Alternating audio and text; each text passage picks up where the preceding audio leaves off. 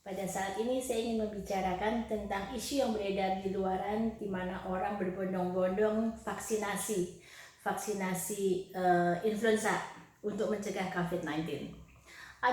Baru saja saya ditelepon sejawat saya dari Opskin yang menginginkan vaksinasi pneumokok untuk mencegah COVID-19. Seperti kita ketahui, vaksin banyak yang beredar, yaitu vaksin influenza misalnya. Setiap orang naik haji pasti divaksinasi vaksin influenza. Vaksin influenza itu terhadap virus influenza, di mana virus influenza itu termasuk golongan daripada myxovirus, paramyxovirus. Virus influenza itu macam-macam. Ada tipe A pun subtype-nya beda-beda, yaitu subtype H1N1, subtype H2N2, subtype H3N3, subtype H3N2, banyak sekali. Dan juga ada virus influenza tipe B, ada tipe A, tipe B, tipe C. Nah, kita bicara tentang vaksinasi influenza dulu. Vaksinasi influenza itu yang ada di Indonesia itu mengandung tipe virus influenza tipe A yang H1N1 dan H3N1.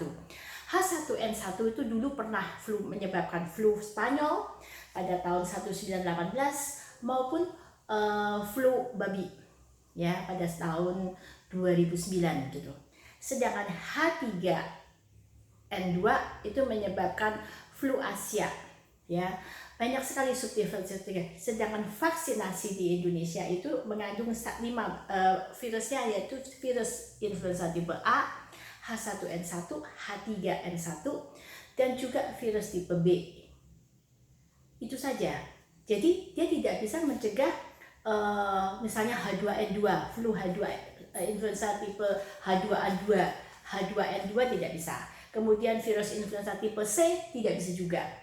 Sehingga banyak sekali para jemaah haji yang pulang dari tanah suci tetap aja flu, tetap pilek virus, tetap terkena infeksi virus.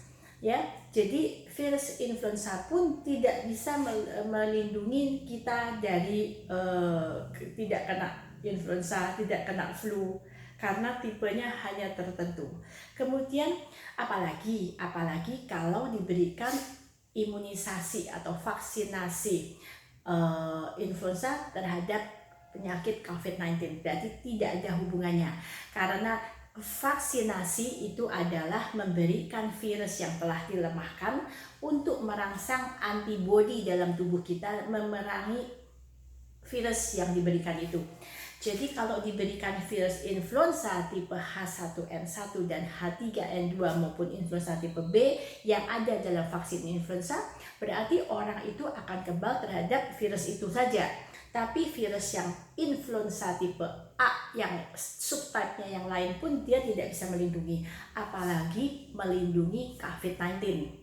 Jadi kalau orang mau vaksinasi virus influenza berarti sudah tidak tepat ya pada saat pandemi COVID-19 ini, karena tidak bakal bisa melindungi orang terhadap COVID-19 infection. Yang kedua, yang saya tadi cerita, teman saya menanyakan bagaimana imunisasi pneumonia. Infeksi pneumonia itu adalah terhadap bakteri Pneumococcus pneumoniae. Jadi terhadap bakteri yang menyebabkan pneumonia. Sedangkan kita tahu bahwa COVID-19 adalah virus corona. Jadi kalau kita dikasih imunisasi itu ya percuma, tidak akan melindungi kita terhadap COVID-19 infection. Akan tetapi di Australia maupun di Jerman telah dicoba, yaitu memberikan vaksinasi BCG pada pekerja health worker, pekerja di rumah sakit. Ini masih di trial. Apakah betul orang kalau vaksinasi BCG diberikan maka orang itu lebih kebal terhadap infeksi COVID-19? Ini pun baru sedang dicoba di trial di Jerman maupun di Australia. Jadi belum ada hasil. mereka tidak mencoba terhadap virus influenza, tidak mencoba terhadap vaksinasi influenza atau terhadap vaksinasi yang pneumonia, tapi mereka mencoba dengan vaksinasi BCG, di mana dilihat efek sampingnya maupun adverse efek samping yang paling berbahaya daripada beberapa vaksin adalah timbulnya suatu autoimun, disebutnya autoimun myelitis, autoimun encephalitis, itu yang ditakutkan. Akan tetapi setelah diteliti, maka dari semua adalah imunisasi BCG itu yang paling minimal side efeknya untuk menjadikan suatu reaksi autoimun. Jadi demikian teman-teman sekalian, bahwa ajakan-ajakan dari teman atau dari teman WhatsApp yang tentang vaksinasi untuk supaya kita kebal terhadap COVID-19, kita perlu menelaah lebih lanjut, berguna atau tidak, atau justru malah menurunkan autoimun kita, atau justru menimbulkan suatu reaksi autoimun yang lain. Jadi harus hati-hati. Sedangkan imunisasi BCG itu baru masih di trial di Australia dan di Jerman, belum ada hasilnya. Jadi yang penting adalah meningkatkan imunitas kita. Yang penting adalah daya tahan kita. Dengan apa? Dengan olahraga yang teratur, dengan makan makanan yang bergizi, dengan pikiran yang tenang. Karena stres bisa menurunkan daya tahan kita. Salam sehat dari Dr. Feni.